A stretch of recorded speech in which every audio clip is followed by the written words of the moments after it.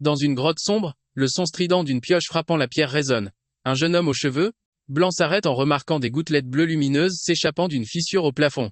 Ses yeux s'écarquillent d'excitation. Il a enfin trouvé sa cible. Il positionne soigneusement une bouteille pour à recueillir le liquide qui tombe, identifiant la substance brillante comme de l'encre. Le jeune homme remercie le petit chat noir sur son épaule.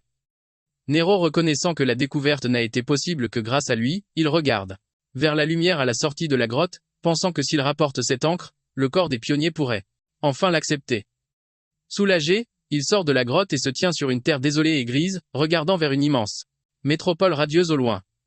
À l'intérieur de cette ville lumineuse, une foule acclame l'arrivée de guerriers d'élite connus sous le nom de coloristes qui marchent fièrement avec leurs couleurs de cheveux éclatantes. Deux citoyens admirent les guerriers, discutant de la manière dont l'équipe a réussi à abattre une autre créature géante. Ils savent que tant que ces héros seront là, la ville étincelante restera en sécurité.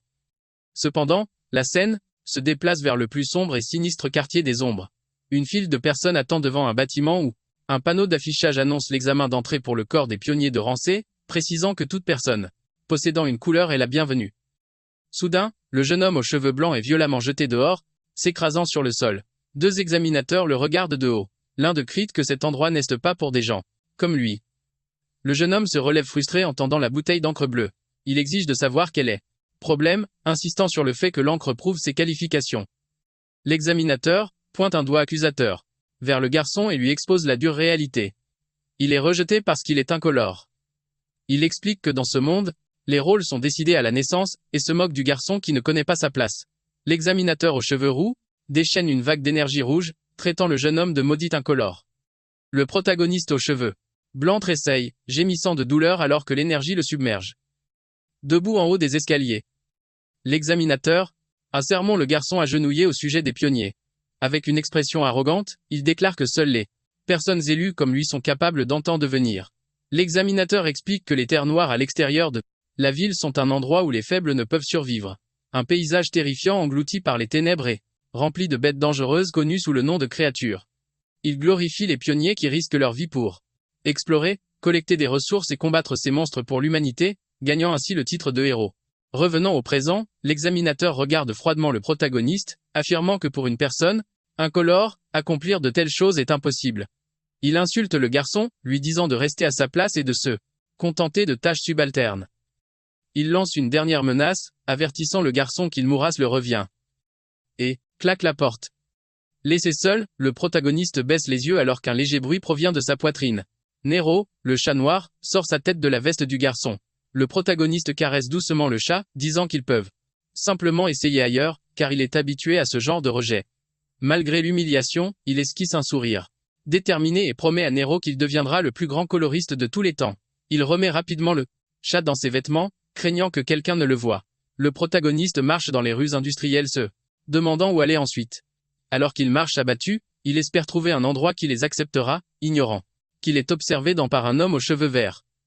Plus tard, le protagoniste se tient sur une place, animé consultant son carnet. Il rit violemment un autre lieu dans un carnet rempli de noms barrés, réalisant qu'il a été rejeté partout. Il soupire, épuisé et vaincu, résigné. Il s'approche d'un bâtiment avec une enseigne indiquant « Atelier de Marie » marmonnant qu'il n'y peut rien. Il ouvre la porte et appelle la propriétaire. À l'intérieur, une fille aux cheveux blancs et avec des lunettes de protection remonte ses lunettes et l'accueille avec un sourire. Et joyeux. Marie remarque l'expression sombre du protagoniste et devine qu'il a encore échoué à un examen. Alors que Néo saute sur la table, elle salue chaleureusement le chat. Elle essaie de remonter le moral du protagoniste, insistant sur le fait que les examinateurs sont aveugles à son talent.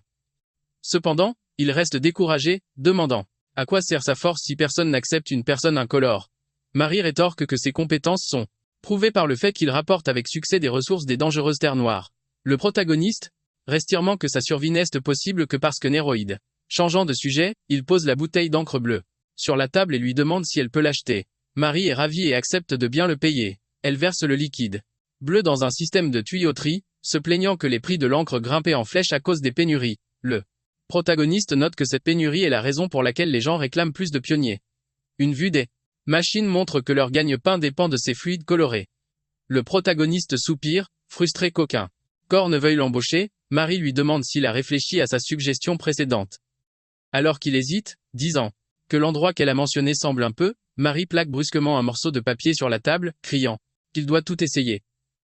Le prospectus révèle un avis de recrutement pour le corps des pionniers de l'aube de rang S, indiquant que le test d'entrée est ouvert à tous et basé strictement sur les compétences.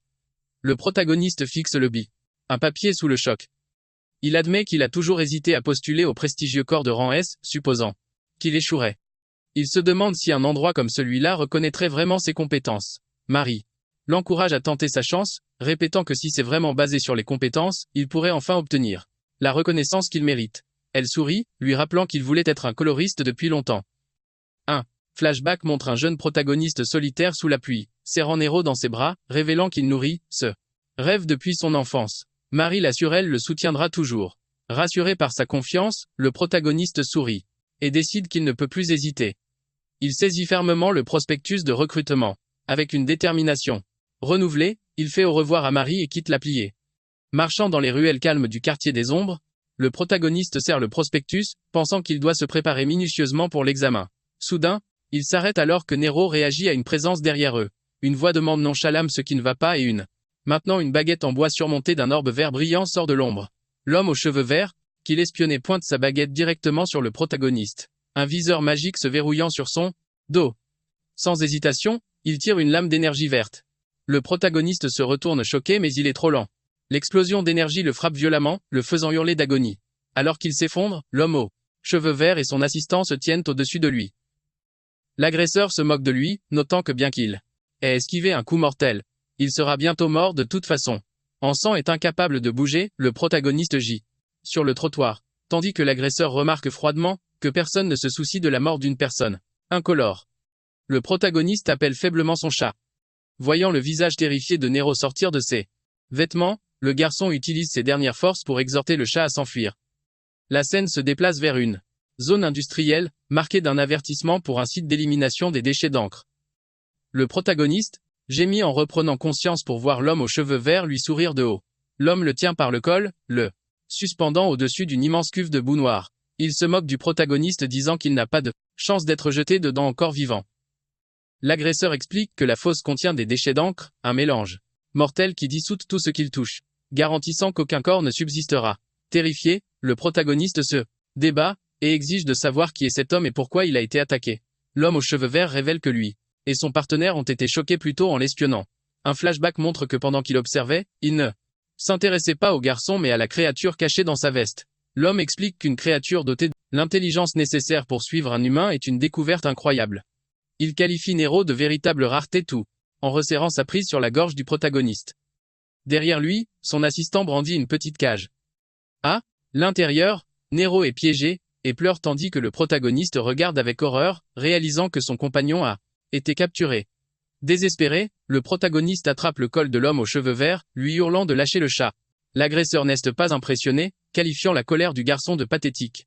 Les yeux brillants de cupidité, il explique que la créature a trop de valeur pour un propriétaire incolore et sera vendue pour une somme énorme sur le marché noir. Il maîtrise facilement le garçon, l'étrangle le soulève dans les airs, ricanant que l'animal est trop bien pour lui. Alors qu'il est suspendu, impuissant, le protagoniste se reproche d'avoir été imprudent dans le quartier des ombres. Il repense à son passé solitaire, se disant que bien qu'il ait toujours enduré la discrimination, il refuse catégoriquement de perdre Neo, sa seule famille, pour une chose pareille. Avec une explosion de fureur, il avertit l'homme de ne pas le chercher et resserre sa prise sur le bras de l'agresseur. L'homme aux cheveux verts s'arrête, remarquant quelque chose d'étrange. Son expression passe de l'arrogance au choc alors que de l'énergie crépite autour de son visage. Une aura verte tourbillonnante s'écoule de l'agresseur vers les mains du protagoniste, et l'homme crie de panique, sentant quelque chose être aspiré de force hors de son corps. Terrifié par cette sensation inconnue, l'homme se débarrasse violemment du garçon, le projetant en arrière dans la cuve de déchets d'encre toxique. L'agresseur considère l'incible comme une perte de temps tandis que Nero pleure désespérément dans sa cage. Les méchants déclarent qu'ils sont maintenant riches, et se dirigent vers le marché noir, ignorant les larmes du chat. Au fond du liquide noir, le protagoniste voit la lumière s'estomper, entendant les cris de Nero s'éloigner. Il essaie de nager, mais son corps est paralysé.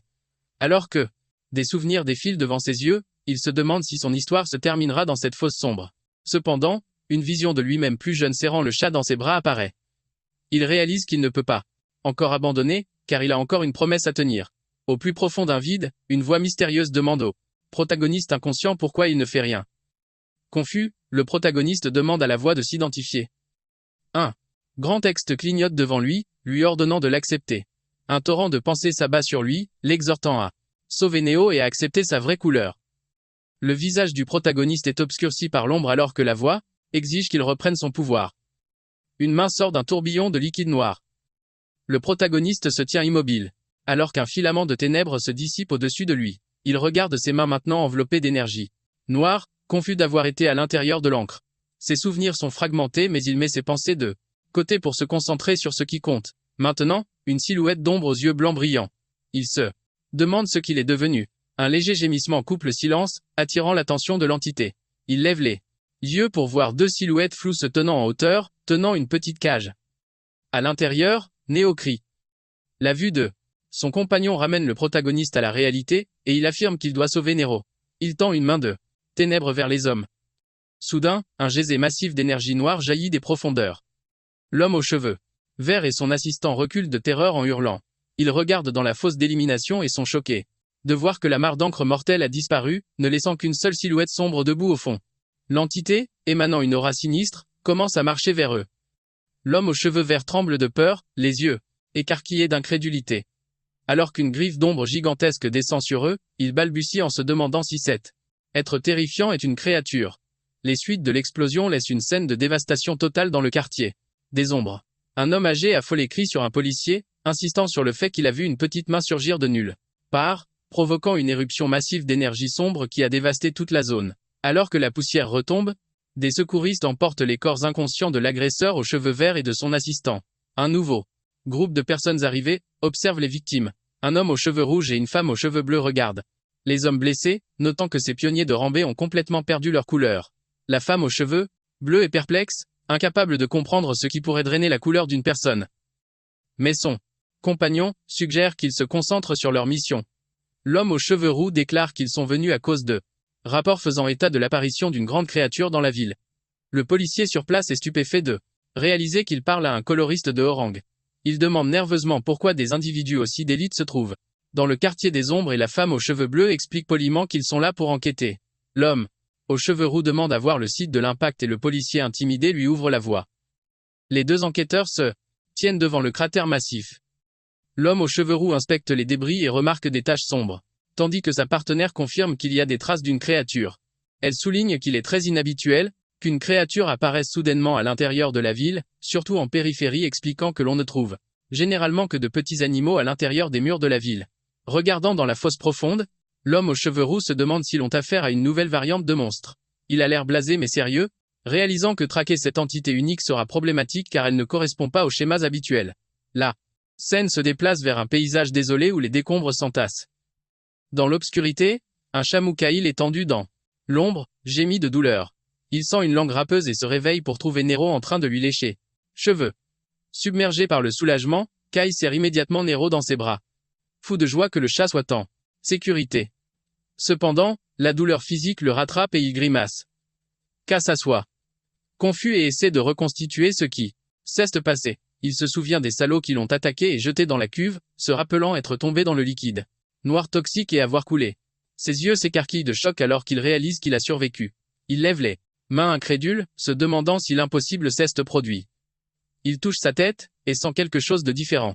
Ses cheveux, autrefois blancs, sont maintenant d'un noir de jais. Kai agrippe ses nouveaux cheveux noirs, regardant droit devant lui avec une confusion totale, incapable de comprendre comment il est encore en vie ou pourquoi son apparence a radicalement changé. Debout dans l'obscurité la plus totale, Kai regarde autour de lui en se demandant pourquoi il ne peut rien voir. Il appelle désespérément son compagnon, demandant à Nero de l'aide. En réponse, le chat noir bondit dans les airs et tourne rapidement, émettant une lueur blanche aveuglante qui illumine la zone. La lumière soudaine révèle une scène terrifiante. Il se trouve dans une caverne profonde, entouré des seins de créatures sombres et monstrueuses. K regarde choqué, balbutiant alors qu'il essaie de comprendre où ils sont. Il réalise avec horreur qu'ils sont dans les terres noires, une terre désolée bien loin de la ville. Il se souvient que cette zone, la forêt noire, est si mortelle que seuls les pionniers de Rambé sont autorisés à y entrer. Réalisant que les monstres grouillent vers eux, Kai panique. Il crie à Nero de le suivre et s'enfuit immédiatement. Le chat lumineux vole à ses côtés, éclairant le chemin tandis que Kai court pour sa vie. Il esquive de justesse un serpent d'ombre massif s'exclamant que la situation est incroyablement dangereuse. Malgré le danger, Kai remercie Ner pour la lumière alors qu'il traverse la forêt sombre à toute vitesse. Il grimpe sur des falaises rocheuses pour échapper aux bêtes qui les poursuivent, et Kai suit la lumière de Nero alors qu'il saute dans une profonde chute verticale pour mettre de la distance entre eux et la horde. Alors qu'il court, l'expression de Kai passe de la peur à la confusion, en remarquant quelque chose d'étrange dans sa condition physique. Il regarde sa poitrine rayonne une énergie sombre et réalise que son corps se sent incroyablement bien. Il note avec surprise que même après avoir couru si longtemps, il n'est pas du tout fatigué. Il saute par-dessus un large gouffre, avec une facilité incroyable, réalisant qu'il se déplace plus vite et avec plus d'agilité que jamais. Il atterrit fermement, stupéfait de réaliser que son corps déborde d'une nouvelle énergie mystérieuse. Nero sent le danger en premier, ses oreilles se dressant alors qu'il remarque une menace approcher. Une créature d'ombre féroce, semblable à un loup, se jette sur Kai, le prenant par surprise. Kai réalise trop tard que sa posture défensive est faible et qu'il ne peut pas bloquer l'attaque. Certain qu'il est sur le point de mourir, il ferme les yeux et se prépare à la morsure. Les dents du monstre se referment violemment sur le bras de Kai, mais au lieu de déchirer la peau, un bruit de craquement sec retentit. Les dents de la bête se brisent complètement à l'impact, laissant la créature confuse. Kai ouvre les yeux, stupéfait de se retrouver en vie. Le loup d'ombre, maintenant édenté et terrifié, Jimmy, et se retire dans les buissons. Kai inspecte son bras et réalise qu'il est complètement indemne, sans une égratignure. Il regarde ses mains incrédules, pensant qu'un coup pareil aurait dû être fatal. Ses yeux s'écarquillent alors qu'il comprend enfin que cette résistance est le pouvoir de la couleur qu'il cherchait. Soudain, deux lourdes secousses ébranlent le sol, attirant l'attention de Kai et de Nero. Une silhouette massive commence à s'élever des ténèbres, les dominant de sa hauteur. Un monstre géant à un œil escalade la crête, brillant d'une énergie menaçante. Kai lève les yeux avec horreur, identifiant la bête comme un cyclope. Alors que le monstre lève un bras massif pour l'écraser, Kai se demande pourquoi un prédateur qui vit habituellement au plus profond de la forêt noire se trouve si loin. Le cyclope abat son poing sur le sol avec une force explosive faisant glapir Nero, alors que des débris volent de toutes parts. Kai survit à l'impact, assis au milieu des décombres. Il admet que le coup était puissant, mais un sourire confiant se dessine sur son visage alors qu'il réalise qu'il a une chance de gagner. Des souvenirs de son passé d'enfant solitaire confronté au rejet et battu traversent son esprit. Il reconnaît qu'il a enfin obtenu le pouvoir dont il a toujours rêvé, et décide que les choses seront différentes. Désormais, de l'énergie crépite autour de son bras alors qu'il serre le poing, résolu à ne plus avoir besoin de s'enfuir. Car reste sur ses positions, serrant le poing alors qu'il décide qu'il en a fini de fuir. Les souvenirs de ses luttes passées inondent son esprit. Il se concentre sur cette étrange et puissante sensation qui monte en lui et soudain son corps est englouti par les ombres. Il se transforme en un être d'énergie sombre pure avec des yeux blancs brillants. Le cyclope rugit furieusement étend sa main géante pour écraser la petite silhouette. Cependant, Kai s'élance du sol avec une force explosive. Volant dans les airs, il se prépare à frapper. Il asse d'un coup un poing dévastateur qui pulvérise complètement le monstre géant en morceaux. La force du coup crée une onde de choc massif qui dévaste le paysage, ouvrant un chemin à travers les arbres, qu'aplane dans les airs, entouré des débris de son ennemi. Il reste dans son état transformé un instant, mais ses yeux s'écarquillent lorsqu'il remarque que quelque chose change. L'énergie sombre se dissipe soudainement et il se retrouve flottant au-dessus d'un paysage luxuriant sous un soleil éclatant. Il regarde avec émerveillement la forêt vibrante et la cascade en contrebas, stupéfait par les couleurs vives de la nature qui l'entoure. Aussi vite qu'il est apparu, le pouvoir s'évanouit et ses cheveux redeviennent blancs. Il baisse les yeux, confus. La panique s'installe alors qu'il réalise que la gravité reprend ses droits et qu'il est impuissant dans les airs. Hurlant de terreur, il chute rapidement vers les arbres et s'écrase dans la forêt en contrebas. Kai s'extirpe des débris de sa chute tandis que Nero plane au-dessus. L'air inquiet. Kai s'effondre sur les genoux haletants alors que l'énergie sombre qui l'enveloppait commence à s'évaporer comme de la fumée. Il réalise avec horreur que sa couleur s'estompe rapidement. La panique s'installe alors que Kai comprend l'inconvénient de sa nouvelle capacité. Il réalise que plus il utilise ce pouvoir intense, plus vite il se draine de son corps et à ce rythme, il se retrouvera sans défense. Soudain, le monde autour de lui devient noir comme poids, et une voix mystérieuse résonne dans son esprit, lui demandant ce qu'il attend.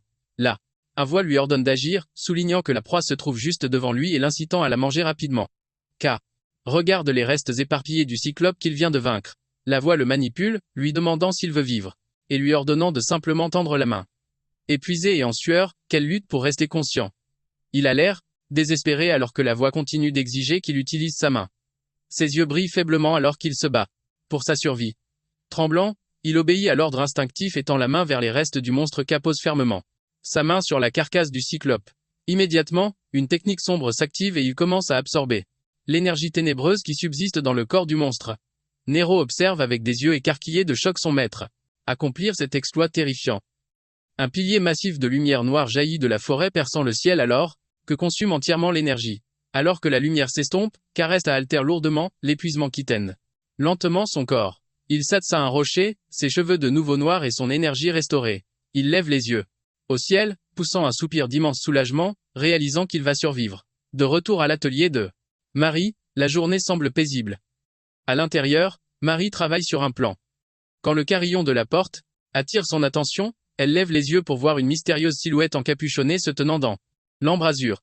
Essayant d'être polie, Marie accueille l'étranger avec un sourire, bien qu'elle tremble déjà de nervosité. Elle demande s'il a une requête spéciale, mais la silhouette encapuchonnée reste là, maintenant une aura sombre. L'étranger fait un pas lourd en avant. Marie, maintenant visiblement nerveuse, l'interpelle en lui faisant remarquer qu'il a l'air suspect. Comme il continue d'approcher, elle panique et saisit une grande clé à molette, l'avertissant qu'elle attaquera s'il s'approche davantage. La silhouette se précipite soudainement vers elle, faisant hurler Marie de terreur et fermer les yeux très fort. Cependant, l'intrus s'arrête et rabat sa capuche, révélant un sourire familier. Il lui dit de se calmer. Kai révèle son visage en se grattant la tête d'un air penaud. Elle lui dit que c'est juste lui. Bien qu'il admette qu'il se reconnaît à peine maintenant. Marie abandonne sa posture défensive, les yeux écarquillés de choc. Elle balbue, incapable de comprendre le changement radical de ses traits. Sa voix résonne à l'extérieur alors qu'elle crie d'incrédulité, exigeant de savoir ce qui est arrivé à son apparence. Marie tremble, serrant un tuyau en métal de peur face à la silhouette encapuchonnée. Soudain, sa peur se transforme en une rage explosive. Elle sort un marteau et une clé à molette, hurlant qu'elle ne pardonnera pas aux salauds qui l'ont blessée. Elle agite les outils sauvagement, criant qu'il mérite de se faire fracasser la tête tandis que Kai essaie frénétiquement de la calmer, lui assurant qu'il va bien. Réalisant que c'est vraiment lui, Marie pose la clé, admettant qu'elle s'est emportée car elle était terrifiée après avoir perdu contact avec lui. Son expression s'adoucit en un sourire soulagé et elle dit à Kai qu'elle est heureuse qu'il soit en sécurité. Kai s'excuse de l'avoir inquiété. Intérieurement, Kai réfléchit à l'absurdité de sa situation, pensant que survivre à une chute dans de l'encre toxique et gagner une couleur est incroyable. Il exprime une inquiétude à Marie, notant que sa nouvelle couleur est le noir qui est associé au monstre et se demande si les gens le verront d'un mauvais œil. Cependant, il écarte rapidement cette inquiétude, décidant que ce qui compte, c'est qu'il a enfin la chance de devenir un coloriste. Il déclare qu'il ira directement à l'examen d'entrée du corps des pionniers et remercie Marie pour son aide. Kai demande alors timidement s'il peut emprunter des vêtements, promettant de les rendre. Marie a l'air exaspérée, soupirant et demandant combien de fois il va la supplier. Cependant, elle sourit chaleureusement, lui disant de considérer cela comme un investissement dans un futur coloriste. Elle saisit soudainement la main de Kai et l'entraîne, lui disant de la suivre. Kai a l'air surpris alors qu'elle annonce joyeusement qu'elle a les articles parfaits pour lui. La scène change pour une grande foule d'aspirants pionniers, montant les escaliers d'un bâtiment massif ressemblant à un colisée. À l'intérieur, des centaines de participants se rassemblent sur le sol, marqués de grandes plateformes carrées blanches, se préparant pour l'examen. Parmi la foule, un groupe de 3 hommes discute nerveusement. Un homme aux cheveux bleus avec le numéro 183 sur sa poitrine essaie de calmer son ami anxieux. L'ami aux cheveux rosards exprime son incrédulité d'être arrivé jusqu'ici, se préparant à passer le test pour le prestigieux corps des pionniers de l'Aube. Ce groupe de rang essaie, connu pour ses exploits dans l'exploration des dangereuses terres noires composées de coloristes talentueux, considérés comme l'espoir de la cité radieuse. Cependant, les candidats sont inquiets car de nombreux rivaux impuissants se sont rassemblés. Le groupe remarque une femme aux longs cheveux turquoise qui serait la fille d'une célèbre famille de couleurs se tenant à côté d'un homme portant un bonnet. Il repère également d'autres étoiles montantes comme un garçon aux cheveux roses et lunettes et un homme avec un masque à gaz. Malgré ses concurrents, le groupe s'accorde à dire qu'une personne attire le plus l'attention. Il regarde en direction d'un jeune homme aux cheveux verts en désordre aux yeux féroces. C'est Gaé, l'épée de Gaé, et les gens pensent qu'il est certain de et réussir. Les rumeurs disent qu'il est assez puissant pour affronter seul des créatures dangereuses. Cependant, il est aussi tristement célèbre pour sa nature cruelle et violente qui l'aurait fait renvoyer de son corps précédent. L'homme aux cheveux bleus numéro 183 rit avec arrogance, affirmant qu'il n'a pas peur des types comme Gaé. Soudain, une ombre sombre tombe sur lui.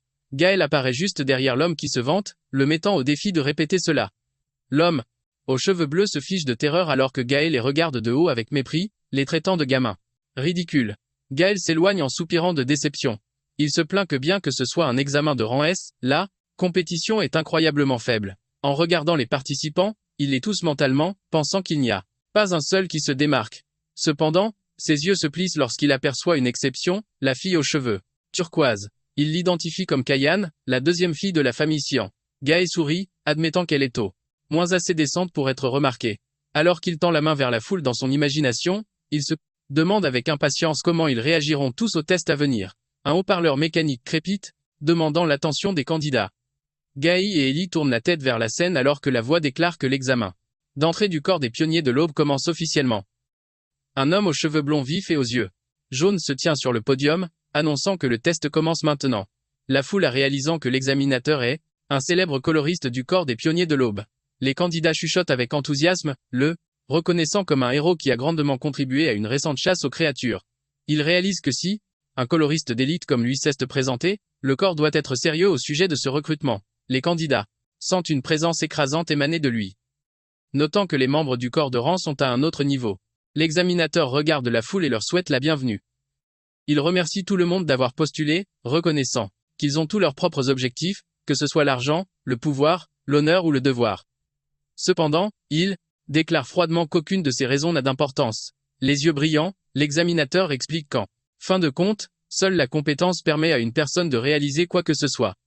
Il déclare qu'il recherche des candidats extrêmement forts capables de s'aventurer dans les terres noires pour reconquérir le territoire humain.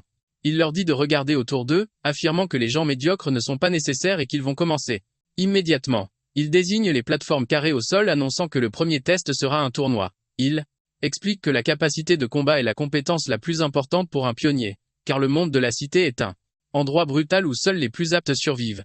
Il serre le poing et ordonne aux candidats de prouver leur capacité. Il explique que ceux qui passeront le premier tour seront décidés par les résultats du tournoi et leur ordonne de monter sur scène lorsque leur numéro est appelé. L'examinateur appelle le numéro 126 et le numéro 286. Gaë numéro 126 secondes avance avec une expression sérieuse. La foule murmure, qualifiant Gaë de poids lourd et exprimant sa pitié pour celui qui doit l'affronter sitôt. Gaël cependant esquisse un sourire malicieux pensant qu'il a de la chance de s'amuser un peu dès le début car il mourait des nuits. Ses yeux se plissent avec une excitation prédatrice alors qu'il se demande comment il devrait jouer avec son adversaire. Gaël remarque que quelqu'un s'approchait de la scène, demandant ce que lui veut ce type effrayant qui marche vers lui. En face de Gaël se tient une silhouette, entièrement cachée dans une cape en lambeaux portant le numéro 286. Gaël l'analyse pensant que la posture de la silhouette encapuchonnée semble maladroite et faible. Gaël empoigne la garde de son arme, décidant que parler il n'a plus d'importance. Il tire son épée avec un son sec, déclarant qu'il en a marre de rester silencieux. Libérant son pouvoir, il balance sa lame, créant d'énormes traînées d'énergie et verte, décidant de ne pas se retenir. Les spectateurs regardent avec admiration, reconnaissant la technique signature de l'épée de Gaël. Alors que des épées vertes brillantes se matérialisent dans l'air autour de lui. La foule le loue comme un génie pour sa maîtrise d'une escrime aussi avancée à son âge. Gaël fixe intensément son adversaire, mettant au défi la silhouette encapuchonnée d'essayer de bloquer son attaque. Avec une explosion de vitesse, Gaël frappe le sol pour prendre de l'élan, menaçant de déchiqueter son adversaire s'il ne se défend pas. Il charge en avant avec une force incroyable, s'entourant d'un tourbillon d'énergie. La silhouette encapuchonnée reste complètement immobile et silencieuse, impassible face à l'attaque imminente. Alors que Gaël descend des airs, abattant sa lame avec un cri, la silhouette encapuchonnée s'avance simplement, et lui assène un crochet du gauche dévastateur au visage. L'impact est si puissant que Gaël est projeté en arrière à travers l'arène. Les candidats arrogants de tout à leur cri de terreur devant ce spectacle incroyable. Gaël s'écrase violemment contre le mur de l'arène, créant une immense toile d'araignée de fissures. Il s'affaisse, inconscient et vaincu en un seul coup, laissant la foule se demander comment une telle chose est même possible. La silhouette encapuchonnée qui se révèle être Kai, se frotte le poignet et baisse les yeux, admettant que ce mouvement soudain l'a surpris lui-même.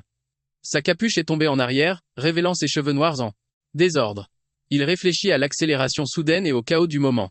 Soudain, un spectateur pointe un doigt tremblant vers Kai, hurlant d'incrédulité. Il ne pointe pas la victoire mais la couleur de l'énergie de Kai le noir. L'examinateur blond observe avec une expression sérieuse notant intérieurement que le noir est la même couleur que possèdent les créatures. Même à l'air stupéfaite se demandant s'il est même possible pour un humain de posséder cette couleur. Kai se tient seul au centre de l'arène inconscient de la gravité de la situation. Autre se demande si le pouvoir de vaincre l'épée de Gaël en un coup vient de cette mystérieuse énergie noire qui regarde nerveusement la foule choquée, confus par leur réaction et se demande innocemment s'il a fait une erreur. Le tournoi se poursuit avec des combats intenses. Dans un match, un candidat terrifié lance des pierres acérées mais qui charge en avant les évitant facilement. Il réduit la distance instantanément et assène un coup de poing puissant en voyant le magicien voler. L'annonceur le déclare vainqueur.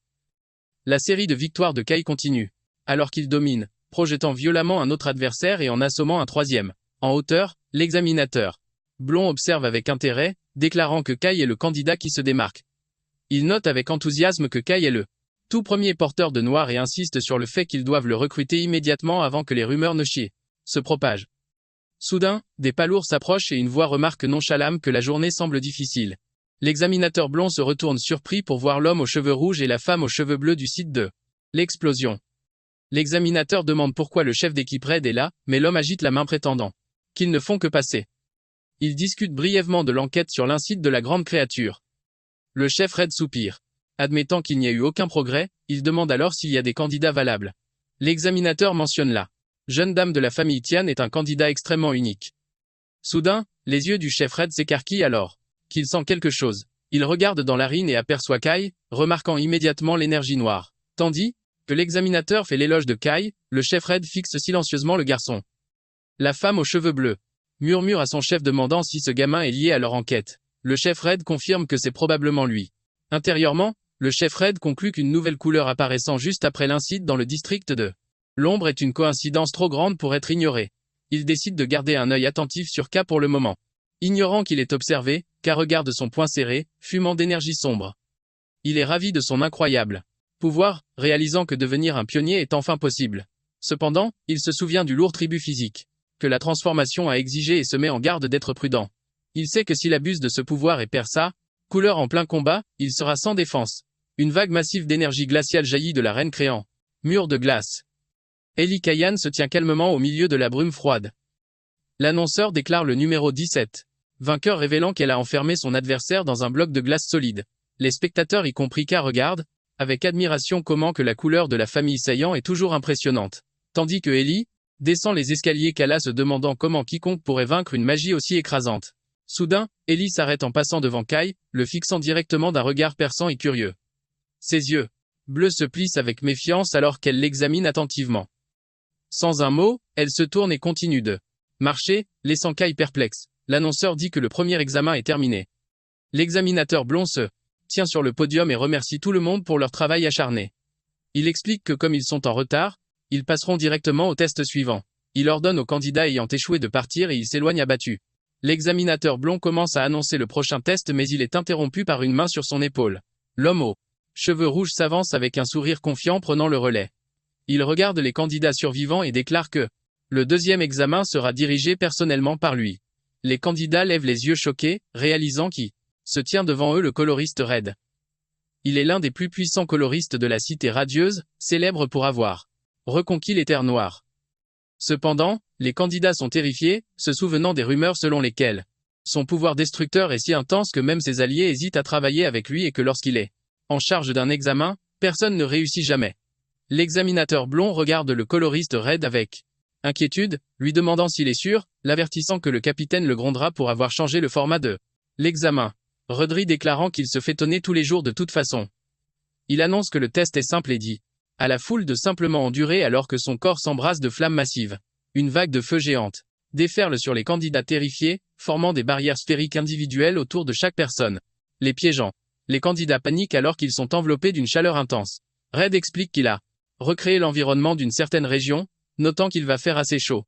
Il illustre que les terres noires sont pleines d'environnements extrêmes où les humains peuvent à peine survivre. Il minimise le test actuel affirmant que cette chaleur n'est rien de plus qu'un poil chaud. Avec une expression sérieuse, Red répète que s'il endure, il et réussisse. Cependant, ses yeux se plissent froidement alors qu'il ajoute que quiconque est incapable de supporter cette chaleur n'a jamais eu la qualification pour devenir un pionnier. À l'intérieur des sphères de feu, les candidats souffrent. Un homme réalise qu'il ne peut pas égratigner la barrière tandis que d'autres crient à l'agonie. Il se demande avec terreur, quel genre d'endroit infernal les terres noires doivent être, si cela est considéré comme léger. Observant de côté, l'examinateur blond note que malgré les rumeurs, les compétences de Red ne se sont pas émoussées. Il s'émerveille devant le contrôle incroyable de Red, observant comment il a instantanément couvert en de personne. Il reconnaît que cette puissance est ce que l'on attend de quelqu'un au sommet. Soudain, un bruit de craquement sonore déchire l'air. Red et son assistante regardent une des barrières de feu devenir bleue et se fracturer. Une vague massive d'énergie glaciale explose, brisant la sphère de feu. Au milieu des éclats de glace qui tombent, Liquian se tient droite, s'étant libérée. Red la regarde, admettant que ce n'est pas si mal. Il songe que bien que le pouvoir de la famille qui en soit un contre naturel au feu, sa propre puissance est généralement assez forte pour surmonter cet avantage. Fixant la jeune femme, Red conclut qu'elle mérite peu être vraiment d'être qualifiée de véritable prodige. Red se demande ce qu'il en est de l'autre candidat qui les intéressait. À l'intérieur de sa sphère de feu qu'elle semble immobile. Red l'observe notant que contrairement à la fille ce garçon ne perce pas. Il admet qu'il n'attendait pas grand-chose de lui. Cependant, à l'intérieur de la barrière, Kai panique, criant intérieurement qu'il est dans de beaux draps. Il réalise qu'il a utilisé trop de sa couleur pendant le combat contre l'épée de Gai. Il regarde sa main avec horreur, remarquant que son énergie noire s'échappe et se dissipe plus vite dans la chaleur. Kai imagine un avenir terrifiant où son pouvoir s'épuise. Il sait que s'il est révélé qu'il est sans couleur, il sera probablement utilisé pour des expériences. Désespéré, il cherche frénétiquement une solution se demandant s'il peut absorber quelque chose pour reconstituer son énergie. Il fixe le mur de feu intense. Une prise de conscience le fera. Puisque la barrière est faite d'une capacité de couleur, il se demande s'il peut l'absorber. Regarde sa main, admettant qu'il ne connaît pas les limites de son pouvoir d'absorption. Décidant qu'il n'a pas le temps de réfléchir, il est résolu à le découvrir. Il tend la main et touche le mur de feu tourbillonnant. Immédiatement, une réaction violente se produit, et qui est choqué que l'absorption directe fonctionne. Là, une barrière de feu commence à se déformer et à se tordre, attirant l'attention des candidats proches. Un vortex massif d'énergie noire jaillit de Kai, aspirant les flammes rouges dans sa main. Depuis le podium, Red et l'examinateur blond regardent stupéfait et incapable de comprendre ce qu'il voit. Red se met à transpirer nerveusement, forçant un sourire en remarquant qu'il trouvait un vrai psychopathe. Dans l'arène, C se tient au milieu de l'énergie, qui se dissipe, paraissant terrifiant de puissance avec une aura rouge et noire tourbillonnant autour de ses mains. La reine entière plonge dans un silence pesant. Cependant, intérieurement, K panique à nouveau. Il force un sourire, en pensant que ce n'était pas censé se produire. Il réalise avec regret qu'il s'est bien trop fait remarquer par accident. Ellie Kayan reste figée, se demandant si elle hallucine en fixant le jeune homme enveloppé d'énergie sombre. Elle regarde K et se demande si le noir est une couleur qu'un humain peut posséder, reconnaissant que c'est quelque chose d'inédit. Un sentiment d'anxiété l'envahit alors qu'elle le regarde. Des souvenirs de la pression d'être la meilleure lui traversent l'esprit. Elle est forcée d'admettre que K est indéniablement fort. Elle réalise que même avec toute sa puissance, elle ne pourrait pas garantir une victoire. Alors que K s'éloigne, il pense qu'il y ait à quelque chose chez lui, qui ne peut être expliqué par la seule force. Se demandant ce qu'il est réellement, elle secoue vivement la tête pour chasser ses pensées dérangeantes. Le coloriste Red s'approche de K et passe nonchalamment bras autour de son épaule, lui disant que la prochaine fois ne se passera pas comme ça. Red sourit, remarquant que la capacité noire d'aspirer tout était dingue et qu'il ne peut retenir sa curiosité. Il emmène K à l'écart, suggérant une conversation privée pour protéger l'intimité de K tout en satisfaisant ses propres questions. K, transpirant nerveusement, demande où en est l'examen. Red l'assure qu'avec un tel niveau de puissance il est évidemment reçu.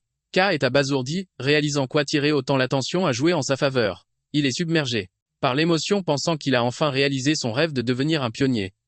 Soudain l'examinateur blanc crie sur Red pour avoir agi de sa propre initiative. Red Henry demandant à son collègue de fermer les yeux pour cette fois. L'examinateur soupire et annonce que malgré l'interruption, l'examen va continuer. Il précise que le numéro 17, Ellie, est reçu car elle a brisé la barrière mais que les autres candidats subiront un test supplémentaire. Ellie ignore l'annonce. Son regard fixé sur le tunnel sombre où en manèque. La scène change pour un décor industriel. Red se tient à l'extérieur d'une voiture avec K. Pendant que l'enquêtrice aux cheveux bleus est assise au volant, Red lui dit d'attendre. Qui regarde autour de lui et son expression se transforme en pur choc. Il contemple un vaste paysage de décombres et de destruction, réalisant avec horreur que Red l'a ramené à l'endroit exact où il est tombé dans les sions. Déchets d'encre. Le coloriste Red observe les ruines dévastées, remarquant que c'est un site de. Il explique qu'un incident majeur s'est produit ici, ce qui fait se figer. Red raconte que pour la première fois dans l'histoire, 2 pionniers ont été retrouvés complètement vidés. Il ajoute que des témoins oculaires ont vu une créature massive sur les lieux. Red se tourna brusquement vers Kai, soulignant le timing suspect. Il note que peu après l'apparition de Transulo, Cette créature, K est apparue comme la première personne à posséder la couleur noire, qualifiant cela de coïncidence. Les yeux brillants, Red analyse le pouvoir de K le décrivant comme une capacité qui absorbe les autres couleurs. K transpire nerveusement alors que Red le fixe, déclarant que c'est une capacité complètement inconnue. Intérieurement, Kanik réalisant que Red soupçonnait le lien depuis le début. Il se demande frénétiquement s'il peut fuir, mais en regardant l'aura écrasante de l'homme, il réalise qu'il est impossible d'échapper à un héros. Soudain, Red rit brisant la tension. Il agite la main, admettant qu'il ne faisait que tester Kai, mais se plaint que la réaction honnête de K a gâché tout le plaisir. K le regarde avec confusion. Red précise que si son travail officiel est d'enquêter sur l'incide, il est personnellement plus intéressé par la capacité unique de Kai. Red explique que les pouvoirs de couleur ne peuvent normalement pas du tout se mélanger. Cependant, il observe que la capacité de Kai semble ignorer ces règles. Il se souvient du deuxième examen soulignant que K ne pouvait clairement pas contrôler son pouvoir à ce moment-là. K balbutie essayant de s'expliquer, mais Red l'interrompt. Le corps du coloriste commence à briller d'une énergie rouge et il déclare qu'il doit faire un test. C'est le regard de confus, à rein dans la main, expliquant qu'il a besoin de comprendre comment fonctionne cette capacité. Il sourit, avec assurance, défiant que d'essayer d'absorber son énergie maintenant. K panique et essaie de refuser, avertissant Red que c'est trop dangereux. Red simplement, disant au débutant qu'il est bien trop tôt pour s'inquiéter pour quelqu'un de son niveau. Qu'est-ce-t-il ? L'air intense et nerveux alors que Red lui ordonne d'arrêter de parler et d'essayer. Le noir symbolise les terres noires, une force sinistre qui dévore tout. Red pense que laisser une capacité aussi dangereuse sans surveillance est inacceptable car cela pourrait ébranler les fondations de la cité radieuse. Un sombre secret lui traverse l'esprit. Les gens ne le savent pas encore mais des créatures humanoïdes existent. Il prévient silencieusement que s'il les affronte un jour ou pire en devient le coloriste devra être l'éliminer. Koupir sentant la pression terrifiante qui émane de Red. Malgré l'intimidation, K accepte le test. Il saisit le poignet de Red, demandant nerveusement la confirmation que si quelque chose tourne mal, ce ne sera pas sa faute tandis qu'une énergie sombre s'élève de son corps. Au moment où il se touche, une onde choc énergétique déforme l'air. Kai allait alors que l'énergie rouge déferle violemment dans son bras, contrastant avec sa propre rat noire. Il réalise qu'il a fait une erreur. Une explosion massive de feu jaillit du point de contact faisant hurler Kai de douleur. À l'intérieur de la fournaise, il crie à Red d'arrêter, admettant qu'il ne peut pas contrôler le pouvoir, et qu'il a l'impression que de la lave en fusion bout en lui. Dans sa vision, Red apparaît comme une silhouette divine imposante de pur feu, renforçant pourquoi il est un héros. Red se tient calmement au milieu des flammes, observant. Il note que l'énergie noire de K aspire sa puissance sans relâche, comme si elle était affamée. Il réalise que parce que le pouvoir de K est immature, les individus forts peuvent résister à l'absorption. Mais cette capacité serait instantanément fatale pour la plupart des gens ordinaires. Alors que les flammes tourbillonnent, les yeux de Red se plissent avec une curiosité plus profonde. Il pense que ceux qui l'ont vu pendant l'examen ne peut pas être toute l'étendue de la capacité. Il décide qu'il veut savoir non seulement comment qu'absorbent les couleurs, mais aussi comment ces couleurs absorbées sont utilisées. La situation dégénère alors que l'énergie entre les deux réagit violemment. Red observe l'énergie noire du bras de K commencer à se déformer et à former des picus se mélangeant à l'aura rouge. Soudain, une explosion massive d'énergie rouge et noire jaillit vers l'extérieur. Red est repoussé par l'explosion. Il regarde avec stupeur la silhouette qui émerge de la fumée. K s'est partiellement transformé. Le côté droit de son corps est maintenant enfermé dans une armure démoniaque dentelée d'énergie rouge et noire solidifiée. Red serre les dents, réalisant que cette forme est sinistrement familière. En regardant la main griffue monstrueuse et l'œil brillant, Red s'avoue qu'il pourrait croire qu'il regarde une créature. La ressemblance confirme ses soupçons et il réalise avec certitude que Kai était derrière l'incide où les autres pionniers ont perdu leur couleur qui luttent pour rester conscients. Red décide que sa priorité est la sécurité et est résolu à éteindre le feu avant que Ken ne devienne incontrôlable. Il invoque une boule de feu se préparant à maîtriser K par la force. Cependant, K pousse un faible grognement, ce qui fait hésiter Red. Le garçon semble combattre autre chose. La scène bascule vers la perspective interne de Kai, un vide noir absolu rempli de textes rouges exigeants. Les voix du pouvoir lui hurlent dessus, exigeant des couleurs intenses et le pressant d'en apporter plus. Kayette dans le monde réel, angoissé par ces voix intrusives, les voix continuent de le tenter, lui disant que c'est du gâchis de se retenir et l'incitant à le prendre, qu'il mentalement aux voix de se taire et de rester tranquille avec une détermination féroce. L'œil visible de Cabridin. Éclat rouge.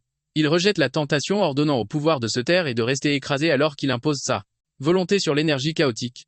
Une onde choc explose vers l'extérieur alors qu'il comprime de force l'énergie L'armure dentelée se dissipe laissant Red avec une expression de surprise sincère car râle lourdement après l'effort. Red un regard impressionné et stupéfait, demandant si le débutant a vraiment réussi à réprimer cette puissance. Écrasante par lui-même car le temps le cœur battant à tout rompre. Il pense que c'est fou d'avoir survécu et se demande, frénétiquement, pourquoi il est devenu fou furieux. Il lève les yeux nerveusement, terrifié d'avoir perdu le jeu. Contrôle devant un coloriste.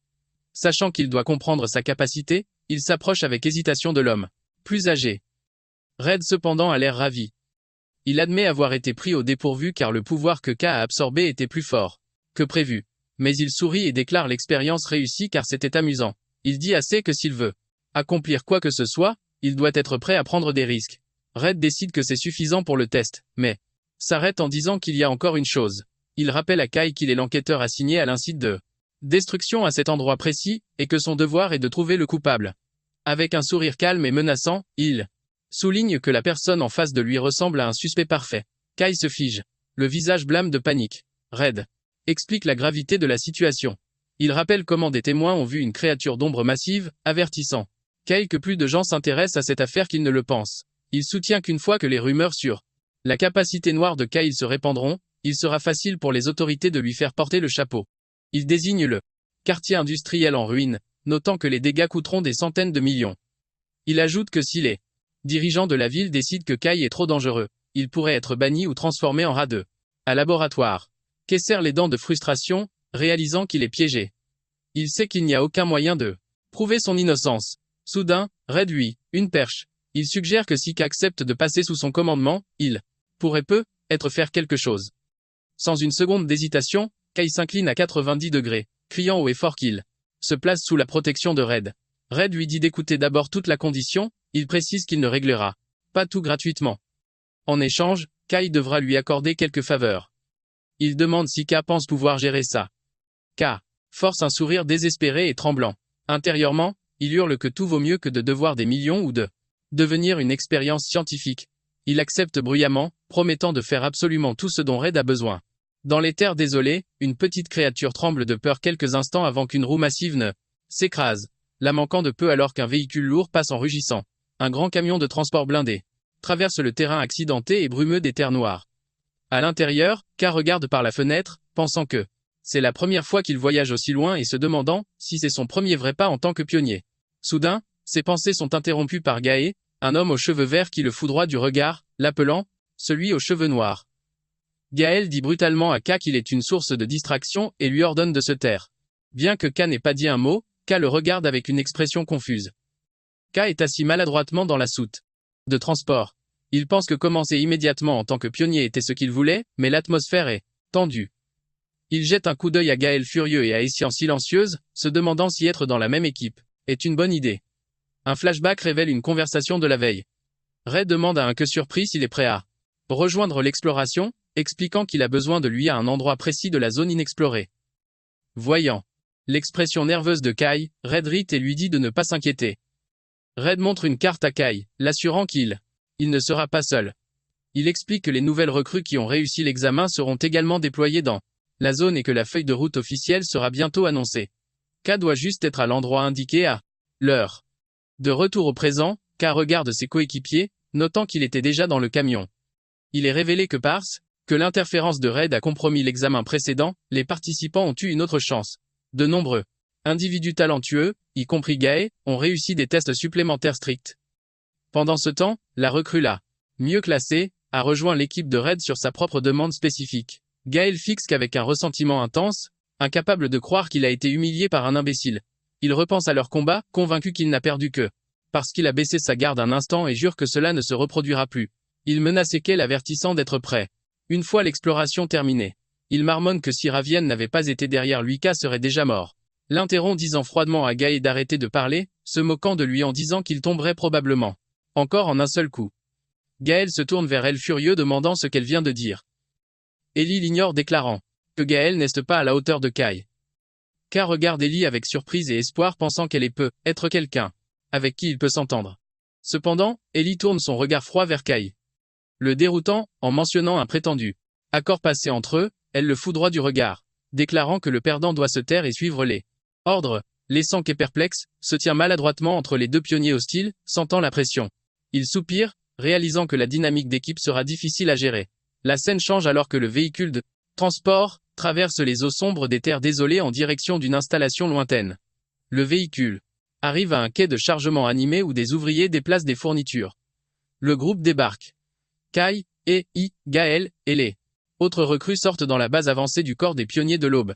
Kai est impressionné par le haut niveau d'activité, notant les fournitures exceptionnelles du corps de rang S, chose qu'il n'avait pas réalisée lorsqu'il s'était aventuré seul dans les terres noires.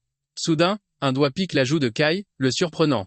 Il se retourne et voit une Marie souriante qui lui explique joyeusement que comme c'est sa première mission, elle devait venir pour le soutenir. Marie ouvre sa veste révélant que Nero est aussi du voyage. Kai tient le chat noir, remerciant Marie d'avoir pris soin de lui. Elle sourit chaleureusement, disant que Ner fait partie de la famille. Elle explique qu'elle a eu une excellente occasion de rejoindre l'équipe d'exploration en tant que personnel de soutien, affirmant que ses compétences sont utiles ici. Un haut-parleur annonce que c'est l'heure du rassemblement. La foule de pionniers se tient dans le désert gris, alors que l'annonce continue, indiquant qu'ils entreront bientôt dans les terres noires. Kai confie Nero à Marie, lui disant de prendre soin de lui. Marie l'avertit de ne rien faire de dangereux. Et il sourit en lui disant qu'il la verra plus tard. Marie serre Nero dans ses bras mais le chat bondit soudainement hors de ses bras, la surprenant. Elle crie le nom de Nero alors que le château vert Kai s'enfonce dans l'ombre au sol. Les yeux de Marie s'écarquillent de choc face à ce mouvement surnaturel. Elle bait géant, essayant d'appeler Kai confuse. Le groupe arrive à l'entrée d'une grotte sombre et fortifiée. À l'avant, une femme aux cheveux orange vifs et au manteau blanc crie à tout le monde de se préparer, annonçant qu'une nouvelle recrue est sur le point d'entrer dans les terres noires. Elle hurle que la sécurité est la priorité absolue. Elle prévient que la reconnaissance a signalé des créatures dangereuses non identifiées dans la zone 21, une zone très dangereuse où le corps d'une créature de rang a été trouvé. Soudain, un pionnier court vers la femme aux cheveux orange, en l'appelant Orantia. Il rapporte nerveusement que le chef de l'équipe rouge a amené les nouvelles recrues mais qu'ils ont quitté leur formation sans permission. Les yeux des Orantia s'écarquillent de choc et elle demande si c'est vrai. Le messager le confirme et Orantia soupire en disant que ce type a encore des problèmes. Le groupe entre secrètement dans un canyon sombre s'éloignant de l'armée principale. Le coloriste Red plonge sa main dans les ombres, ouvrant la voie. La petite escouade composée de K, Gaël, Ye et Red se sépare de la formation. K demande nerveusement au chef d'équipe si c'est normal, soulignant que l'équipe principale se dirige dans une autre direction. Red confirme que leur destination est différente. Qui regarde Gaël et Ellie inquiets car l'escouade composée que de nouvelles recrues. Gaël s'emporte soudain, exigeant de savoir pourquoi lui et Ellie ont dû suivre, criant qu'il a entendu dire que Red n'avait l'intention que d'emmener Kai et il se sent insulté. Red sourit, son aura rouge s'intensifiant. Il explique que ses conseils personnels ne sont pas quelque chose que n'importe qui peut à recevoir. Donc ce ne serait pas juste s'il était le seul à en bénéficier. Il assure à Gaël en colère qu'il ne va pas leur mâcher le travail mais qu'il ne les laissera pas non plus se blesser gravement. Il coupe court à la conversation leur ordonnant de se mettre en route. Les yeux de Kai s'écarquillent alors qu'il rencontre des ennemis. Au fond d'une caverne, le groupe est encerclé par des créatures d'ombre. Pendant que Red tient une lanterne, Gaël et Ellie s'engagent dans une mêlée chaotique, une bête massive ressemblant à un loup jaillit des ténèbres. Élision. Il réagit instantanément, son épée d'énergie bleue, transperçant le corps de la créature. Elle atterrit avec grâce, réalisant que c'est la réalité des terres noires. Entourée d'yeux brillants, elle note l'environnement suffocant et les vagues constantes de monstres, reconnaissant que c'est différent de l'entraînement. Elle serre son épée, décidée à gérer sa force avec précaution. Ellie jette un coup d'œil par-dessus son épaule, pensant qu'elle doit se déplacer plus efficacement. Elle regarde K et se dit qu'elle ne veut pas se laisser distancer par lui. Pendant ce temps, K saisit une créature d'ombre par le cou et l'écrase brutalement à ma main nue. Ellie Kayan regarde K avec un choc total. Elle lui demande pourquoi il n'utilise pas de compte-gouttes. K hésite se souvenant de l'examen d'entrée. Admet qu'il n'en a pas. Il explique qu'ils sont trop chers et qu'il se sent bien en combattant sans les sentir. Regardez avec incrédulité. Gaël est sidéré, criant que ça n'a aucun sens pour un pionnier de naine n'avoir jamais utilisé. Un compte-gouttes est un outil essentiel pour les pionniers, utilisé pour infuser les armes avec de l'énergie de couleur, pour combattre les créatures. Pour chasser correctement ces monstres, il faut les colorer en utilisant un compte-gouttes. Le groupe regarde Kai debout au-dessus des ennemis vaincus, et il se demande comment il a réussi à les vaincre à main sans l'outil essentiel. La main de Gaël tremble alors qu'il serre sa propre arme, réalisant l'écart entre leurs capacités. Il se souvient de l'humiliation de l'examen, réalisant qu'il n'a même pas pu égratigner quelqu'un qui n'utilisait pas de compte-gouttes. Gaël grince des dents de frustration.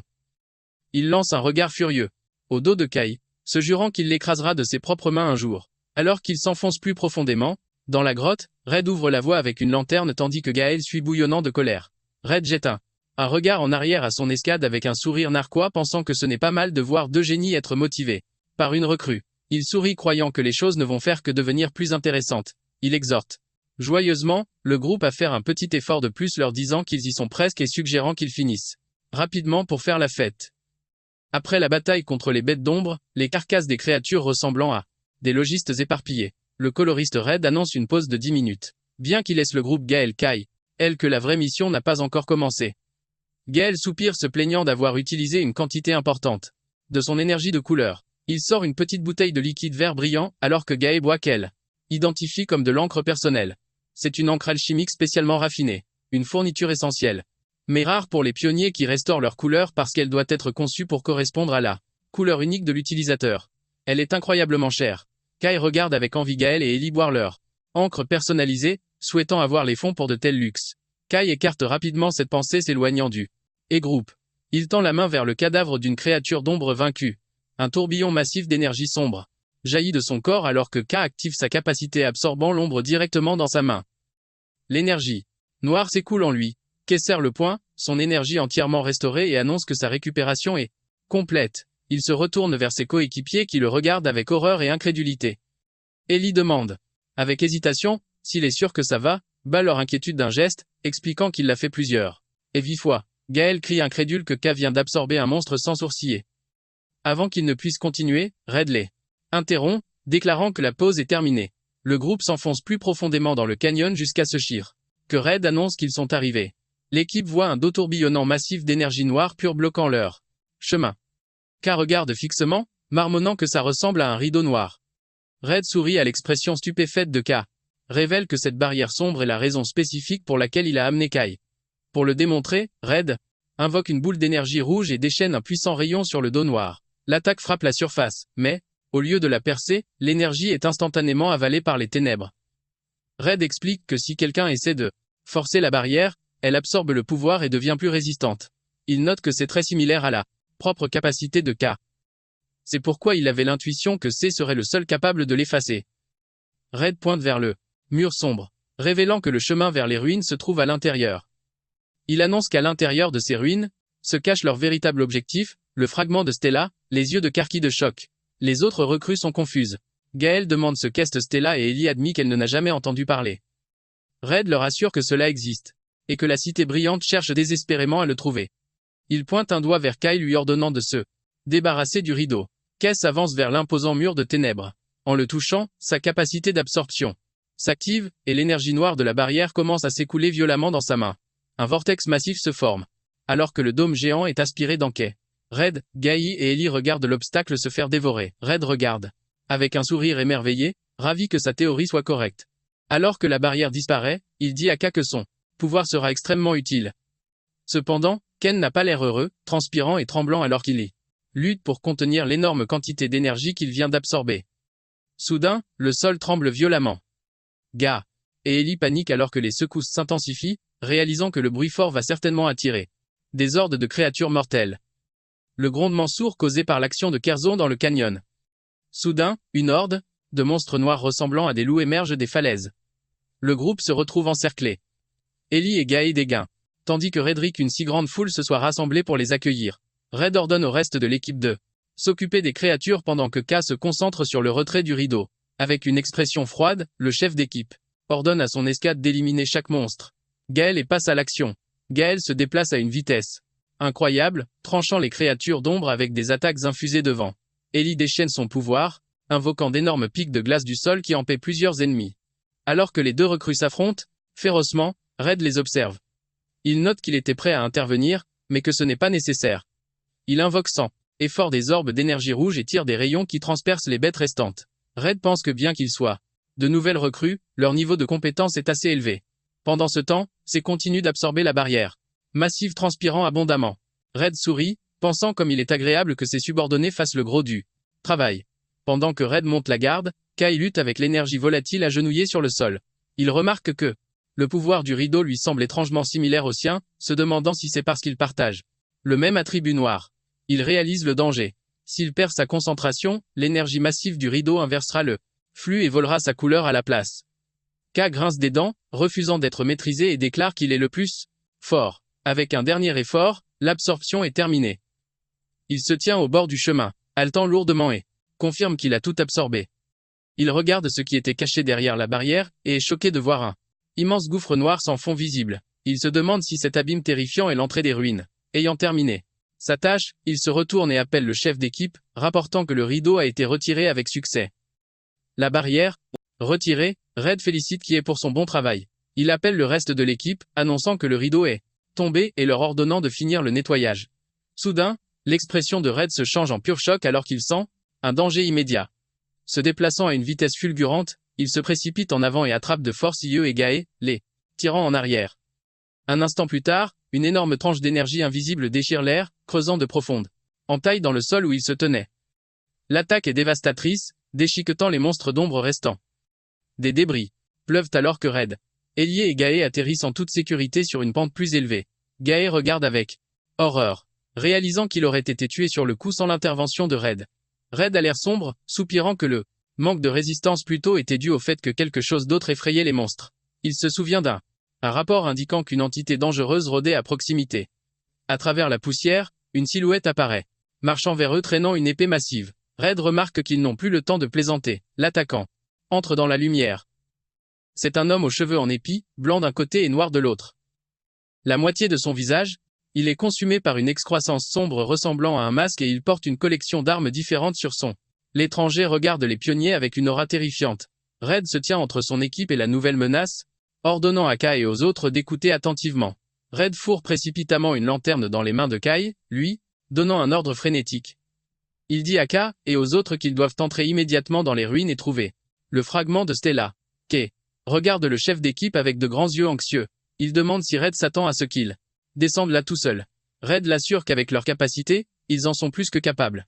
Cependant, Red n'attend pas leur accord. Avec une soudaine explosion de force, il pousse Ellie et Gae vers l'abîme sombre, leur criant d'arrêter de se plaindre et d'y aller. Kill crie le nom du chef d'équipe, paniqué alors que les trois recrues chutent dans le gouffre profond. Laissé seul, Red se tient dos au vide, son aura rouge brillant. La voix d'une des recrues résonne des profondeurs, demandant ce qu'ils sont censés faire seuls tandis que la silhouette menaçante de l'étranger armé se profile derrière Red. Les deux puissantes figures se dévisagent dans une confrontation tendue. Et Red sait qu'une bataille difficile est sur le point de commencer. La scène se déplace au fond de l'abîme d'un noir d'encre. Keiji immobile après la longue chute, il gémit de douleur, se tenant la tête alors qu'il lutte pour se relever. Dans l'obscurité suffocante, se souvenant de la lanterne que Red lui a donnée, il l'active, se demandant s'il est à l'intérieur des ruines. La lumière jaillit, illuminant la zone. L'expression de Kai se transforme instantanément en une terreur absolue. Il reste figé de choc, se demandant ce qu'est cet endroit. Au lieu d'anciennes ruines de pierre, la lanterne illumine les squelettes de gratte-ciel modernes massifs et des débris de béton, ressemblant exactement à une ville moderne détruite et enterrée. C se tient sur un rebord, utilisant sa lanterne pour éclairer l'obscurité. Il est sans voix à la vue des structures massives de la ville en ruine enterrées sous terre. Il s'émerveille qu'un tel endroit puisse exister mais se plaint de ne pas voir clairement. Soudain, une voix lui dit d'arrêter de se plaindre et de se diriger vers la lumière. K est soulagé de voir ses coéquipiers Gaël et Ellie, admettant qu'il était terrifié à l'idée d'être séparés. Gaël reproche à K de les avoir fait errer mais Ie rétorque sèchement que Gaë était tout aussi perdu. Regardant la vaste ville détruite, Gaë se demande ce cet endroit. Il devient anxieux, soulignant l'absurdité d'essayer de trouver un fragment de Stella dans ces ruines sans fin alors qu'ils ne savent même pas à quoi il ressemble. Kai est d'accord, admettant qu'une recherche à l'aveugle prendrait une éternité. Dans son esprit, Kai souhaite que son compagnon Nero soit là. Comme réponse, une forme brillante apparaît, et il est choqué de voir le petit chat noir Nero à ses pieds. Kai panique, se demandant comment le chat K les a suivis. Ellie remarque l'animal et demande si c'est une créature. K a des sueurs froides, pensant qu'il a des ennuis maintenant que son animal de compagnie secret a été découvert. Cependant, il se calme rapidement, réalisant que cela pourrait être une bonne occasion de prouver la valeur du chat. Il appelle Gaël et Ellie, tenant Nero, K sourd avec confiance et annonce qu'il a un moyen de trouver facilement le fragment de Stella. Le groupe se rassemble pendant que K explique que la petite créature qu'il a élevée les mènera à l'objectif. Gaël crie avec colère, refusant d'y croire. Cependant, pendant que Gaë argumente, il ignore complètement. Captivé par la mignonnerie du chat qui décide de démontrer les capacités de Nero. Le chat noir mis depuis la poitrine d'Ei puis bondit, hors de ses bras, la surprenant. En plein vol, le chat se transforme en un vortex d'énergie tourbillonnant. Une lumière aveuglante jaillit, illuminant les ruines sombres et laissant le groupe sous le choc. La boule de lumière file vers l'avant créant un chemin illuminé, et les trois pionniers la suivent. Alors qu'ils marchent, Gaël exprime son incrédulité, se demandant comment une créature peut avoir une telle intelligence et une capacité spéciale. Il exige de savoir où qu'elle a trouvé, qu'elle ignore et interprète les mouvements du chat lumineux, disant au groupe que Nero dit que le fragment de Stella est juste là. Soudain, la créature remarque une piste et s'élance au loin. Le sillage de lumière serpente à travers la ville en ruine, et le groupe arrive à une structure massive en béton. Une entrée et de tunnels sombres se trouvent devant eux et Kai se demande à quelle profondeur ils doivent encore aller. Gaël se moque d'eux. Lui demandant s'il a peur. Kai lui lance une répartie et déclare qu'ils y vont. Ils marchent dans un couloir massif, au plafond haut avec le chat lumineux éclairant le chemin. Kai remarque que l'installation est bien plus grande que ce à quoi il s'attendait. Soudain, il remarque Nero planant devant une grande porte en métal et en conclut qu'il a dû trouver quelque chose d'important. Le silence est rompu par le son lourd d'un pied mécanique massif qui se fige alors. Qu'une jambe de métal géante atterrit juste devant eux. Les recrues lèvent les yeux pour voir un automa rouillé, imposant se tenant devant eux. Gaël est confus notant qu'il a l'air différent des créatures biologiques qui l'ont l'habitude de combattre. Soudain, le robot active un rayon de balayage projetant une nappe de lumière. Suriciant, la machine traite ses données affichant un code hexadécimal pour sa couleur bleu vif. Le scanner se déplace. Ensuite vers Gaï enregistrant son code de couleur verte. Le faisceau atterrit finalement sur Kai qui réalise et nerveusement que la machine scannait leurs couleurs pour les identifier. La machine termine le scan et affiche le code hexadécimal du noir absolu. En détectant cela, l'œil du robot se met à briller plus intensément. Il annonce avoir détecté la couleur de la sorcière noire et identifiant Kai comme une menace déclare qu'il va commencer l'élimination. Confus par ce titre, Kai est frappé par le coup de poing dévastateur du robot avant de pouvoir réagir. Il est projeté en arrière, gémissant de douleur mais parvenant à bloquer le coup direct. Il lève un regard furieux vers la machine criant de frustration. Kai crie un défi à la machine déclarant qu'ils ne se y retiendront pas. Le robot G enlève son poing massif menaçant de les écraser. Kai fonce en avant, son poing heurtant violemment le bras métallique de la machine. Il recule de douleur se demandant pourquoi son armure est si résistante. Gaël observe confus tandis que le robot prépare un autre coup puissant. Ellie intervient frappant la machine avec sa rapière, mais des étincelles jaillissent lorsque sa lame touche l'armure. Elle regarde choquée, réalisant qu'elle n'a pas laissé la moindre égratignure. Ellie panique, se demandant si ses pouvoirs sont inefficaces contre une machine. Pendant ce temps, Kai analyse l'adversaire, remarquant le noyau lumineux dans sa poitrine. Il voit un liquide tourbillonner à l'intérieur et l'identifie comme le point faible. Kai s'élance, décochant un crochet du gauche serré. Soudain, le robot réagit avec une vitesse inattendue, balançant son bras comme une massue. Kai parvient à peine à esquiver le coup violent. Il bat en retraite, frustré que ses attaques normales n'aient aucun effet. Une prise de conscience le frappe. Il se souvient du moment où son corps était recouvert d'énergie noire, et décide d'utiliser ce pouvoir. Sachant qu'une transformation complète consomme trop de couleurs, fait un compromis en concentrant toute son énergie uniquement dans son poing, l'enveloppant d'une épaisse couche d'aura noire.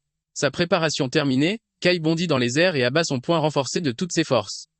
Le coup atteint parfaitement sa cible, transperçant la poitrine du robot et faisant voler son noyau en éclats. La force du coup de poing détruit complètement le torse de la machine.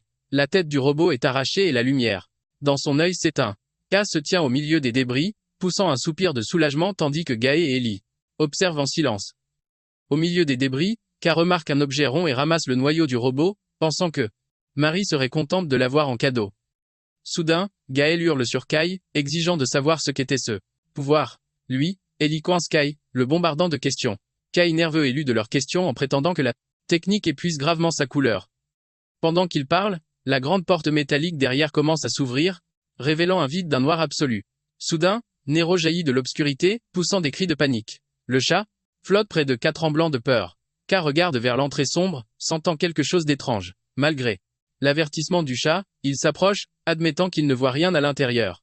Au contact de ses doigts, la surface noire rendue comme de l'éau. Soudain, les ténèbres jaillissent vers l'extérieur. Dorme vrille d'ombre surgissent de l'entrée enveloppant le groupe. Gaël et hurle alors qu'ils sont entraînés vers l'entrée. Impuissants. Face à cette force, tous les trois sont aspirés dans le vide noir. Le groupe chute à travers un espace noir infini, atterrissant dans un nouvel environnement d'un noir absolu. Gaël gémit de douleur, se plaignant de la chute et de l'obscurité. Il lève les mains pour s'examiner, puis s'arrête, remarquant quelque chose d'étrange. Il baisse les yeux vers sa poitrine et saisit sa veste en état de choc. Réalisant que sa couleur, le vert qui définit son pouvoir, a complètement disparu, le laissant en noir et blanc. Kai et Yeli se tiennent à côté d'eux. Lui, tout aussi horrifié. Le monde entier autour d'eux, y compris leur corps, a perdu toute saturation. Ils se tiennent dans cette réalité monochrome, confus et terrifiés, se demandant ce qui leur est arrivé. Loin des ruines souterraines, un petit scorpion se faufile à travers les terres désolées avec la ville radieuse et brillante en arrière-plan. Quelque part dans la ville se trouve le bureau du gouvernement de l'Est. À l'intérieur, un haut fonctionnaire connu sous le nom de chef crie de colère, exigeant de savoir s'il a été localisé. Un subordonné nerveux rapporte que l'individu est en mission d'exploration avec le coloriste Red, ajoutant que le garçon leur a spécifiquement demandé de ne pas se mêler de ses affaires. Le chef est furieux, hurlant à propos du noir. Il n'arrive pas à croire que Red ait pu amener quelqu'un avec une couleur aussi dangereuse sur le terrain. Il fulmine que même si Red est un héros, il a dépassé les bornes. Le chef explique qu'une récente apparition de créatures a mis le conseil dirigeant en émoi terrifié à l'idée que la vague noire catastrophique ait commencé. Il s'est plaint que c'est lui qui portera le chapeau. Tandis qu'il parle, une jeune femme aux cheveux roses et jaunes sourit, d'un air taquin, notant que le chef est encore très en colère. La femme, Camélia, la chef du corps des pionniers, de l'Aube conseille au chef de se calmer avant de finir à l'hôpital. Elle explique qu'elle comprend son inquiétude, mais qu'il ne devrait pas s'emballer. Elle lui demande s'il croit vraiment que Red agirait sans réfléchir. Elle soutient que Red est une garantie fiable, parfaite pour surveiller le garçon. Camélia suggère que prendre un individu à haut risque pourrait donner des résultats positifs inattendus. Elle sirote son thé, déclarant que ce dont ils ont besoin maintenant, c'est de confiance, pas d'inquiétude. Cependant, Camélia fait une grimace en goûtant le thé amer. Le chef l'ignore et verse une quantité massive de sucre dans la taillère pendant qu'elle se demande comment quelqu'un peut consommer quelque chose d'aussi sucré. Le chef lui lance sèchement de se concentrer. L'expression de Camélia devient sérieuse. Elle reconnaît que le chef se méfie du noir car il est associé à la légendaire sorcière noire. Elle raconte que le noir symbolise la mort et la peur, faisant référence à une catastrophe historique, causée par la sorcière connue sous le nom de la première vague noire. Elle explique que l'humanité a failli périr à ce moment-là alors que le monde était enveloppé d'une brume sombre et que des créatures sont apparues, créant les terres noires. Camélia prédit qu'une autre vague est inévitable et que leur exploration est en fin de compte une question de survie. Elle mentionne les récentes anomalies et l'apparition d'un porteur du noir. Avec un regard déterminé, elle dit au chef qu'ils doivent utiliser chaque de pouvoir disponible, même le noir, et l'exhorte à persuader le conseil. Le chef a l'air résigné, admettant que ce n'est pas aussi facile que ça en a l'air. Cependant, il regarde un dossier contenant une photographie de Kai et promet de faire de son mieux. Fixant l'image, le chef songe que le destin de la ville pourrait peu être tourné autour de ce seul garçon. Pendant ce temps, les trois pionniers se tiennent dans un vide d'un noir absolu, leurs corps brillant comme des silhouettes blanches. Ils sont désorientés et ne savent pas où ils sont.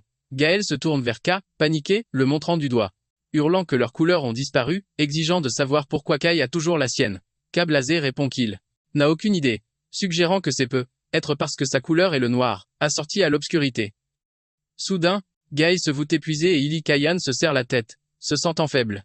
Kai observe confus se demandant pourquoi lui va bien. Il réalise que c'est peut-être parce qu'il a passé sa vie en tant que personne sans couleur, donc ce n'est rien de nouveau pour lui.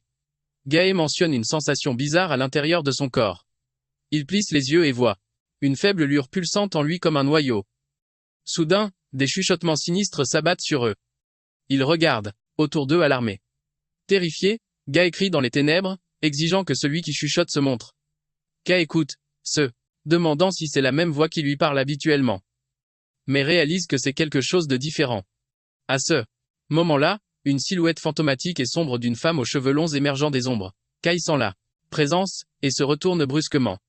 Gaël et Ili se fichent choqués, balbutiant de peur, incapables de dire si la forme fantomatique est une créature. Ils sont terrifiés car elle est apparue instantanément sans avertissement. La mystérieuse silhouette d'ombre lève une main et pointe un doigt vers la poitrine de K. Kai se fige, les yeux écarquillés, réalisant qu'il est la cible. Son esprit est violemment entraîné dans une vision chaotique d'un vortex d'énergie tourbillonnant qui consume une ville. La scène passe à un cauchemar rouge sans terrifiant d'un monde en ruine envahi par des bêtes massives. Un œil géant s'ouvre dans le ciel au-dessus d'une horde de créatures d'ombre, tandis qu'une bête terrifiante à plusieurs yeux lance un regard furieux depuis la foule. La vision s'arrête sur le visage de la mystérieuse femme aux cheveux longs qui le fixe avec un œil brillant. Kai se retrouve face à une énergie bleue, massive et écrasante, ne sachant pas s'il voit un souvenir ou la réalité. Sa confusion s'intensifie et il remet en question sa propre identité. Au plus profond de son subconscient, une voix provenant d'une lumière vive déclare qu'il a besoin d'un nom. Une silhouette souriante et floue de son passé lui donne le nom de Kai, l'encourageant à trouver sa propre lumière et sa propre couleur. La vision se termine brusquement et Kai revient au présent. Avec un grand halètement. Il a l'air terrifié, transpirant sous le choc du souvenir. Il trébuche dans le vide, se tenant la tête et haletant, maudissant ces scènes désagréables qui s'imposent à son esprit. Qu'il se serre la tête. Essayant de digérer la vision chaotique, il essaie frénétiquement de s'accrocher au souvenir qui s'estompe, se disant qu'il doit y avoir une réponse. Soudain, le nom de Rumiel fait surface dans son esprit.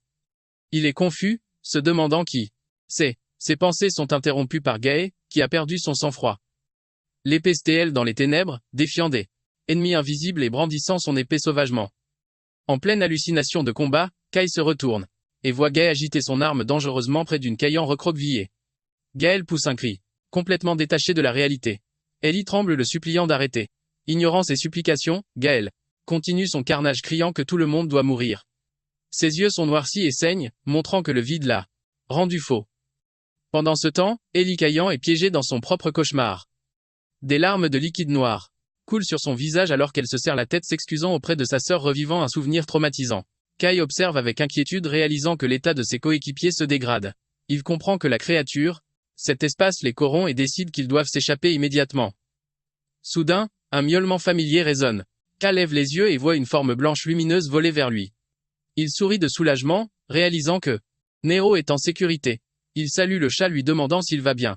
Neo vole frénétiquement, faisant des gestes en direction du lointain. Kai comprend que Neo lui dit qu'il y a quelque chose par la basse. Le chat s'envole, laissant une traînée de lumière. Kai décide de suivre le chemin. Cependant, Kai s'arrête et se retourne vers ses coéquipiers. Gaël agite toujours violemment son épée au-dessus d'Iel traumatisé. Kai réalise qu'il ne peut pas simplement les abandonner. Il se tourne vers Nero et demande si le chat peut utiliser ses capacités pour aider. Une immense vague de lumière purificatrice jaillit du chat enveloppant Gaë et Illy. À l'intérieur de la lumière, la sombre corruption commence à s'évaporer.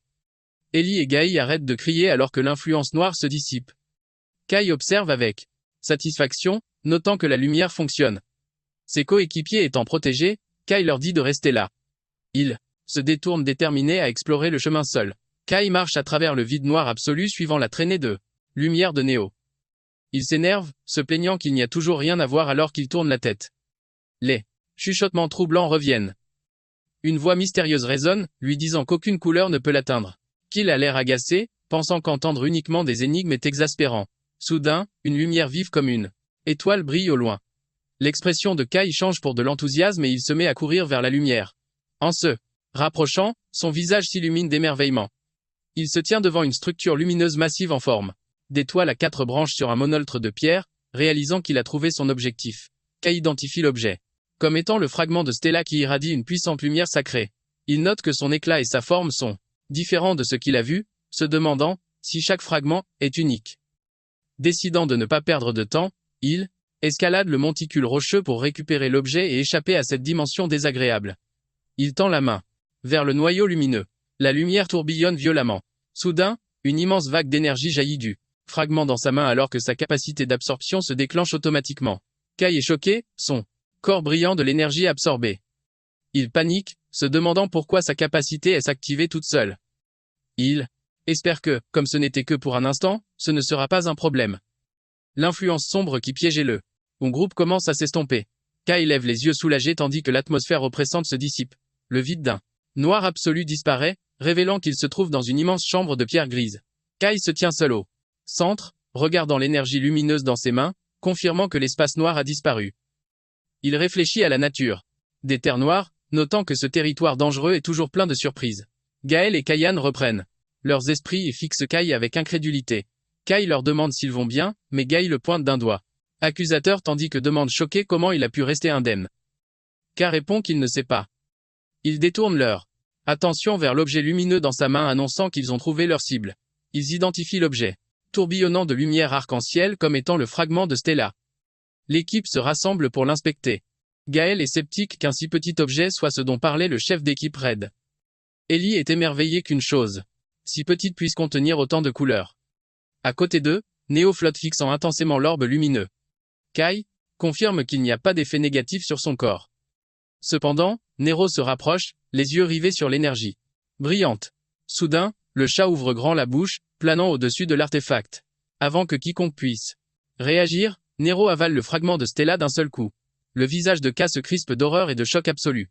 Gaë et Illy sont tout aussi terrifiés, hurlant sur le chat, paniqués, exigeant de savoir ce qu'il fait. D'accord, c'est la fin de l'histoire. Merci d'avoir regardé. À la prochaine,